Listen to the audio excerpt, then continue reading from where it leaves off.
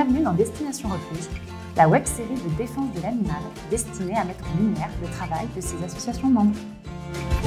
Bonjour, c'est Eve Angeli. La maltraitance animale est un combat qui me tient à cœur depuis de nombreuses années. C'est pourquoi j'ai tenu à m'engager auprès de défense de l'animal et de ses refuges membres en tant qu'ambassadrice. Je suis aujourd'hui à l'ASPA de Valence, au refuge Saint-Roch dans la Drôme, pour rencontrer les femmes et les hommes qui œuvrent au quotidien contre la maltraitance animale. Alors je vous propose de venir avec moi à leur rencontre.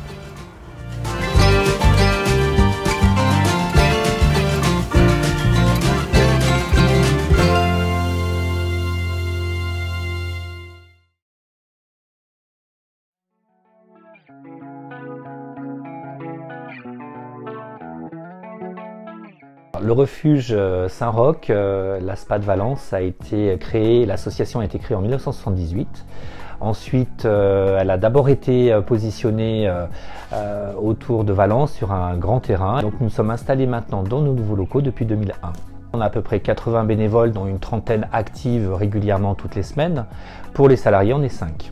On a une moyenne de 250 chiens et 250 chats à peu près par an, un roulement. Notre capacité maximale est de 80 chiens et pour les chats, on est un petit peu plus élevé puisque avec les chatons, on a souvent des quantités importantes.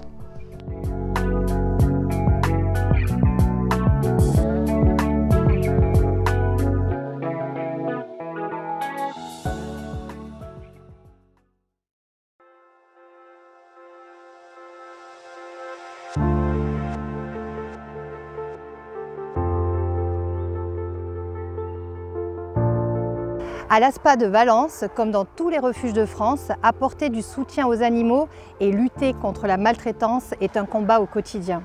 Pierre-Henri, comment se traduit ce combat contre la maltraitance? Alors le combat est sans fin, déjà, ça c'est un fait avéré. On intervient essentiellement sur signalement et après on essaye de récupérer les animaux qui sont dans des situations compliquées et qui ne sont pas heureux chez eux ou même maltraités. On a des aides avec la police, avec les forces de l'ordre qui viennent nous épauler dans certaines situations. Et est-ce que tu peux nous parler d'un sauvetage qui t'a particulièrement marqué? Oui, je vais citer Perla, c'est le nom qui me vient tout de suite à l'esprit. C'est une chienne border collie qu'on a récupérée dans des conditions absolument effroyables. On a d'ailleurs récupéré 2 autres chiens après sur place. C'est des chiens qui étaient livrés à eux-mêmes, qui étaient complètement abandonnés, qui étaient couverts de plaies, avec des problèmes de santé vraiment importants. Ils vivaient dans des conditions d'hygiène déplorables. Donc heureusement, là, on avait les forces de l'ordre pour intervenir et on a pu récupérer Perla et ses deux compagnons. Perla, malheureusement, était tellement malade, on l'a tenue en famille d'accueil pendant plusieurs mois, mais malheureusement, elle est décédée de suite de cette situation. Oui, donc vraiment, on se rend compte de toute l'utilité des bénévoles qui luttent contre cette maltraitance. Absolument. Des personnes qui ne mériteraient pas d'avoir des animaux. Et dans ces moments-là, il vaut mieux en effet les confier à des refuges avec des gens qui vont vraiment leur apporter les soins que de les laisser entre les mains de gens cruels. Une fois les animaux maltraités pris en charge et sauvés par l'association, un véritable parcours du combattant se met en place.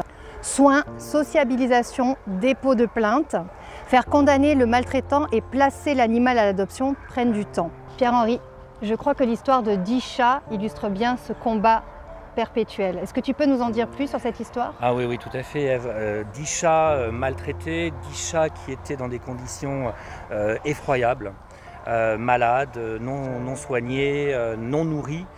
Des très beaux chats, au demeurant. Il y avait un Maine Coon qui faisait partie de cette fratrie. En fait, dans le lot de ces chats, il y avait des chatons qui ont grandi en boxe. Il faut savoir que des animaux qui sont récupérés par la police et qui sont donc en réquisition vont être bloqués dans les refuges, dans les associations ou en fourrière si c'est le cas. Nous, ils ont la chance d'être dans un refuge, donc ils ont de la place dans les chatteries, mais malgré tout, ils ne peuvent pas être adoptables, ni plaçables, ni même en famille d'accueil, on ne peut pas les proposer. Ah. Donc, ce sont des animaux qui restent chez nous, mais malgré tout, la procédure est très longue. Un procès peut durer plusieurs années. C'est vrai que l'histoire de ces 10 chats est très préoccupante pour nous, très préoccupante pour eux avant tout, parce que malgré tout, les victimes, ce sont eux. Ce sont eux qui sont coincés, qui ne peuvent pas trouver de famille, et on sait très bien que dans les conditions dans lesquelles on les a récupérés, ils ne peuvent pas retourner avec leur maltraitance, c'est juste impossible. Merci beaucoup Pierre-Henri pour ton témoignage et surtout bravo pour ton engagement. Merci à toi Ève et surtout merci de mettre un peu de lumière sur le refuge et sur tous ces pensionnaires.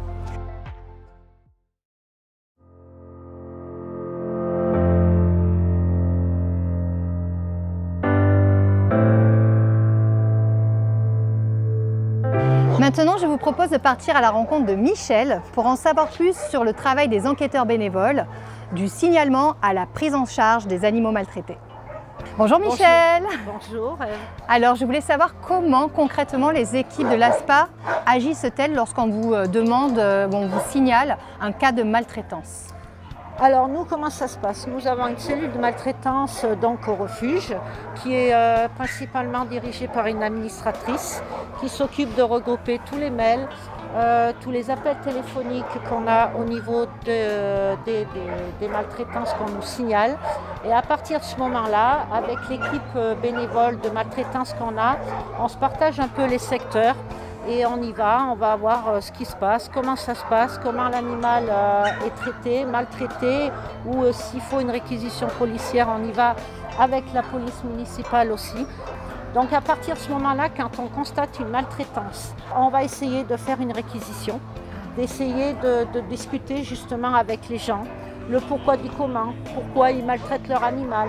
Ça peut être les conditions sociales du foyer, ça peut être un manque d'argent. La misère sociale entraîne souvent la misère des animaux. À partir de ce moment-là, nous, on peut discuter avec les gens et quand ça se passe bien, on nous signe un abandon et nous, on ramène l'animal chez nous. Après, quand on a vraiment des difficultés, vraiment quand on sent un climat de violence... même envers vous, des fois? Bien sûr, c'est principalement envers nous. On est simplement là pour justement aider. Alors si on peut aider les humains, on l'aide aussi en même temps qu'on aide l'animal. Ça nous arrive aussi de ne pas prendre les animaux qui sont maltraités.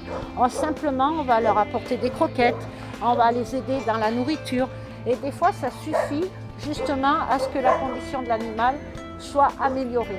Et justement, comment est-ce qu'un particulier peut vous aider et vous soutenir pour lutter contre la maltraitance animale? Nous appeler, nous dire voilà, de toute façon, toute dénonciation, j'aime pas trop ce mot-là, mais est anonyme. Donc ça met en sécurité justement la personne qui dénonce la maltraitance. Et attention, on peut dire que, je vous coupe, mais maltraitance, est-ce que ça commence quand on parle de négligence? Ah oui, bien sûr. Alors, maltraitance, ça ne veut pas dire tout de suite que l'animal va être blessé, roué de coups. Non. Ça veut dire que ça ne subvient pas aux besoins. Voilà, subvient pas.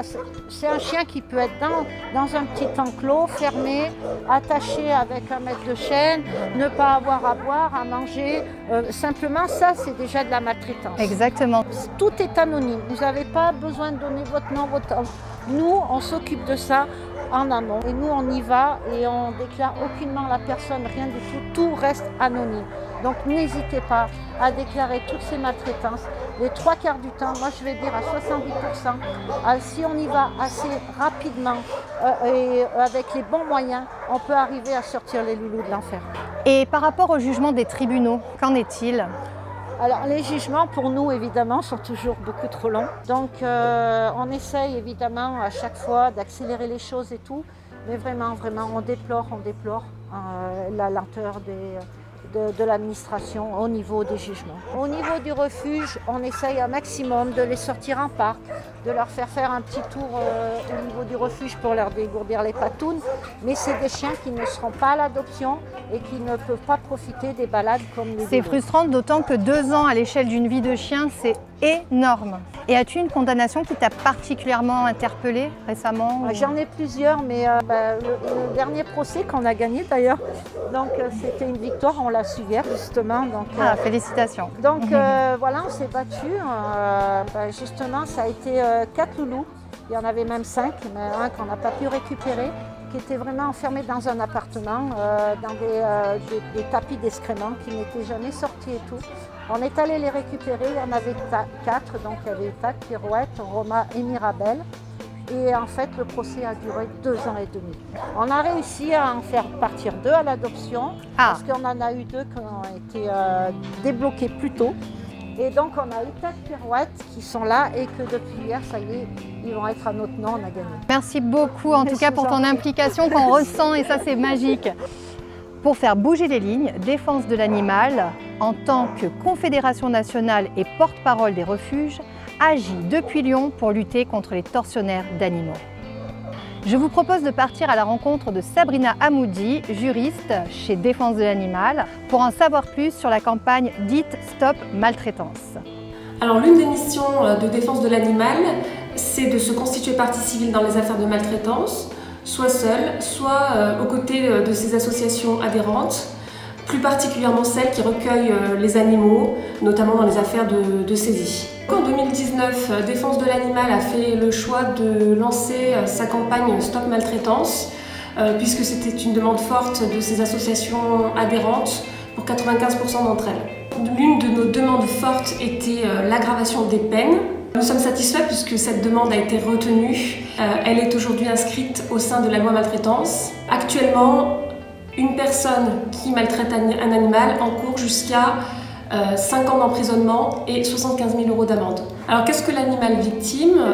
L'animal victime, c'est un animal qui a fait l'objet d'une procédure judiciaire, qui a été saisi dans le cadre d'une procédure judiciaire, qui a été recueilli par une association de protection animale, qui ne peut pas être placé à l'adoption tant que nous n'avons pas obtenu de jugement définitif.